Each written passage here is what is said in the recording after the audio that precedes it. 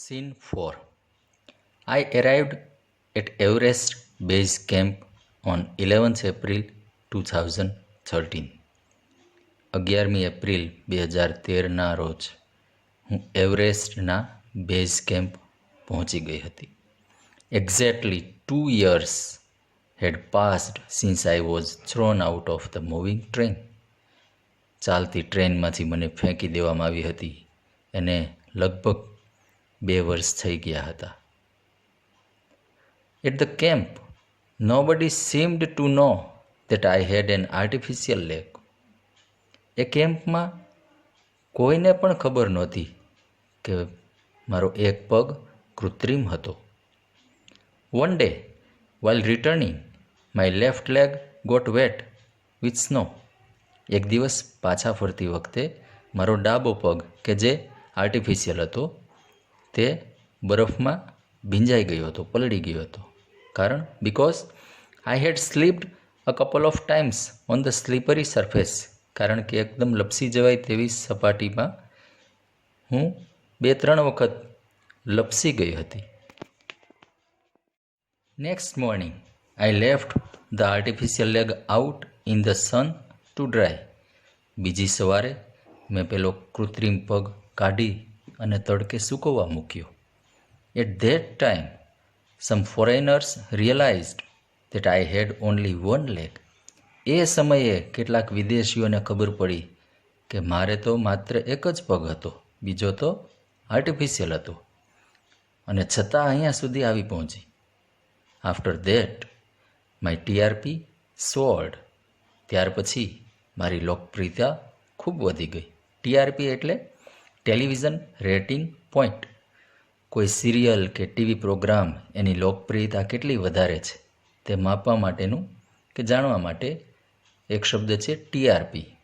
તો અહીંયા અરુણિમા પોતાની લોકપ્રિયતાના સંદર્ભમાં કહે છે કે મારી લોકપ્રિયતા બધાને ખબર પડી કે આનો એક પગ તો કૃત્રિમ છે અને છતાં આરોહણ કરે છે આટલે ઊંચે સુધી, એટલે મારી લોકપ્રિયતા ખૂબ વધી ગઈ. In my final expedition to Sagarmatha, head of the sea, the local name for the peak of Everest. મારા છેલ્લા એવરેસ્ટના જોખમી આરોહણ વખતે સાગરમથા, અહીંયા શબ્દ નેપાળમાં એવરેસ્ટ શિખરનું નામ સાગરમથા છે. એ સમયે Nima Kancha was my mountain guide. એ સમયે નીમા કાંચા મારા પર્વતારોહણના માર્ગદર્શક હતા. He was a nice and helpful Nepalese man. તે ખૂબ જ સારા અને સહાયરૂપ થઈ એવા નેપાળી માણસ હતા. Who used to scold me at times when upset. કે જ્યારે ગુસ્સામાં હોય ત્યારે તેઓ મને ઘણી વખત ખીજાતા પણ, ઠપકો પણ આપતા. The last track to the peak of Everest began. Everest શિખરનો છેલ્લો ટ્રેક, છેલ્લો રસ્તો શરૂ થઈ ગયો. It was a very dangerous narrow path. તે ખૂબ જ જોખમી અને સાંકડો રસ્તો હતો. I slipped and fell once. એક વખત તો હું લપસી અને પડી ગઈ. Even my oxygen was running out. અરે, મારો ઓક્સિજન પણ પૂરો થવા આવ્યો હતો, ખલાસ થઈ ગયો હતો. I was struggling with my paining leg. મારો પગ ખૂબ જ દુખી રહ્યો હતો, એની સાથે હું સંઘર્ષ કરી રહી હતી. My Sherpa said I must quit. મારા શેરપાએ, શેરપા એટલે માઉન્ટેન ગાઈડ, પર્વતારોહક નીમા કાંચા હતા, એણે કહ્યું કે મારે હવે પાછું વળી જ જવું જોઈએ. But I knew that there was no going back. પણ હું જાણતી હતી કે પાછું તો વળવું જ નથી. I pushed forward though my Sherpa kept insisting that I should return. મારા શેરપાએ સતત એવો આગ્રહ રાખ્યો કે હું પાછી વળી જાઉં, પણ છતાં મેં આગળ અને આગળ ધપવાનું શરૂ રાખ્યું હતું. I have enough oxygen to reach the summit and hoist the country's flag. What happens afterwards doesn't matter anymore. I told Nimakancha firmly. મેં નીમાકાંચાને મક્કમતાથી કહી દીધું કે શિખર પર પહોંચવા અને મારા દેશનો ધ્વજ ફરકાવવા પૂરતો ઓક્સિજન મારી પાસે છે. ત્યાર પછી જે કાંઈ પણ થાય તેની મને બિલકુલ ચિંતા નથી, બિલકુલ પરવા નથી. Remember, none can defeat you until you concede. યાદ રાખો, તમને કોઈ પણ ન હરાવી શકે જ્યાં સુધી કે તમે તમારી પોતાની રીતે હાર ન સ્વીકારો. Yes, occasional failures will test you, but keep trying. હા, પ્રસંગોપાત નિષ્ફળતાઓ તમારી કસોટી કરે, પરંતુ તમારે પ્રયત્નો શરૂ રાખવા. Some doors of opportunity will certainly open. તકના અમુક દરવાજા ચોક્કસ ખુલશે. Then I could see him following me even as I continued to drag myself to the top.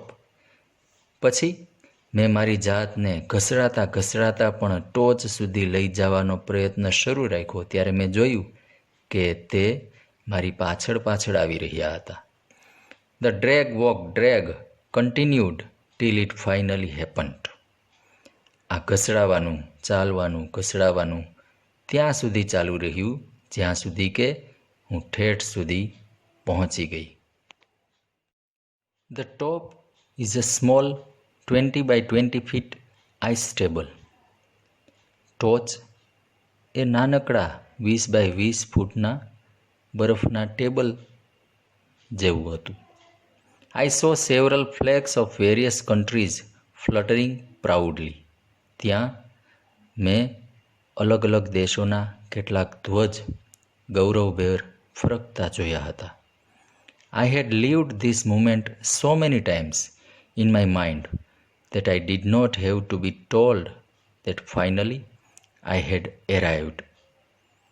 આ ક્ષણને મેં મારા મનમાં એટલી બધી વખત જીવી લીધી હતી, માણી લીધી હતી કે હવે મારે મારી જાતને કહેવાની જરૂર નથી કે છેવટે હું આવી પહોંચી હતી.